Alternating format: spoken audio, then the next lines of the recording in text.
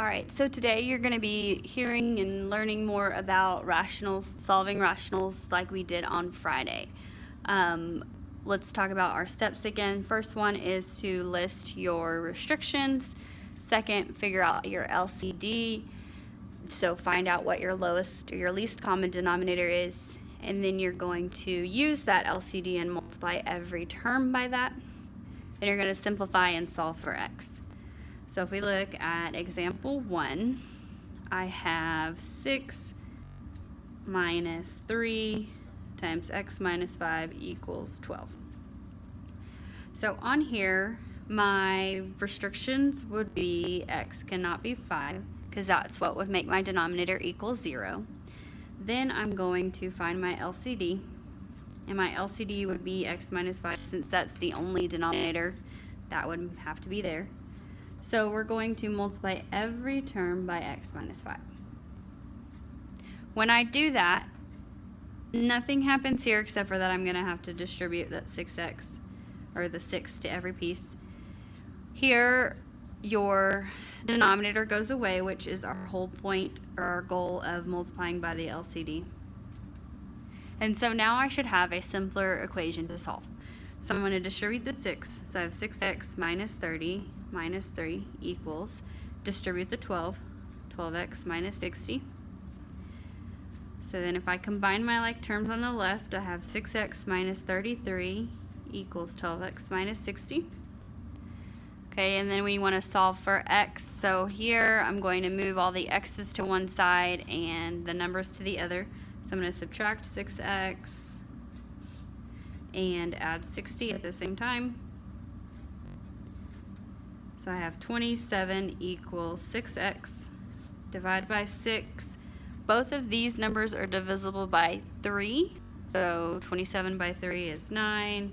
6 by 3 is 2. So that would simplify to 9/2. Okay, then I'm going to compare it to my restriction. My restriction is 5. This is not 5. So this is most likely your answer, and you can verify by plugging it into your calculator and checking that way. Alright, so let's look at another example. Here we have 3 divided by 4 minus x equals 7 divided by x plus 2. This is like the very last example that we did on Friday, where if you have, oh sorry, you couldn't see it, where you have one fraction equal to one fraction, you are going to either solve it like we did that previous example or cross multiply. So I'm going to choose to cross multiply here. So I'm going to have 3 times x plus 2 equals 7 times 4 minus x. We're going to distribute. So I have 3x plus 6 equals 28 minus 7x. And then I want to solve for x. Oh, what's the one thing we forgot to do? And by we, I mean me. I forgot to list the restrictions. So x cannot be 4, and x cannot be negative 2. All right, let's go back. So I'm going to solve for x by subtracting 3x and subtracting 28. So I have negative 10x equals negative 22. Divided by negative 10, so x equals, if I simplify that, 11 over 5. So 11/5 would be my answer there. And again, you can plug it back in your calculator to check to see if it works. All right, let's look at one more. So here I have 6 divided by x minus 9 divided by x minus 1 equals 1 divided by 4.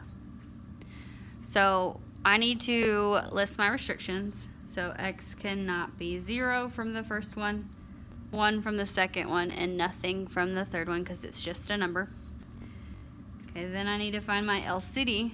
Well, if I look, they don't have any factors in common, so if I just look at the numbers itself, the LCD with the number would be 4, 1, and 1. So 4 would be the lowest number I can make them all become.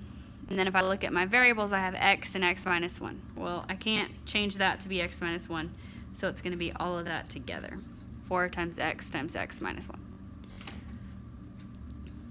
So I'm going to multiply everything by 4 times x minus 1. And then we're going to see what can we get rid of so that it will no longer be fractions. So if I look at the first one, the factor that I can cancel is the x. So here I really have 6 times 4, which is 24, and that whole thing would be multiplied by x minus 1. Okay, the second one I can get rid of x minus 1. So then I'm really left with 9 minus 4x, which would be minus 36x. And then the second one, I can get rid of the 4. So I'm left with x times x minus 1.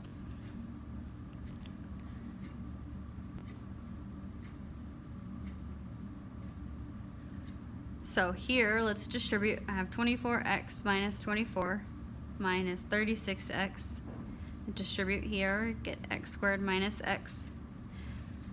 If you notice, this one has an x squared and an x term, so that means we're going to have to set it equal to 0 and solve by factoring. So I'm going to go ahead and combine my like terms here. I have negative 24 minus 12x, because 24 minus 36 is negative 12, equals x squared minus x. I'm going to choose to move this negative 24 and negative 12 to the right because this x squared term's already positive. So if I add 12 to negative 1, I get 11x, and then I'm going to add 24. So then I want to know what factors of 24 add to 11. 8 and 3. Your a is 1. So I have x plus 8, x plus 3. So then if I set those equal to 0, I'm going to get negative 8 and negative 3. Now if I go back to my restrictions, negative 8 or negative 3 are neither of those, so that is my solution. Alright, the assignment for today is a worksheet. Please work on that, try your best, ask your neighbors for help. If you still need help, I will be back to school tomorrow to help you. You could also always go to Ms. Sherman, and she can help as well. Alright, thanks, see you tomorrow.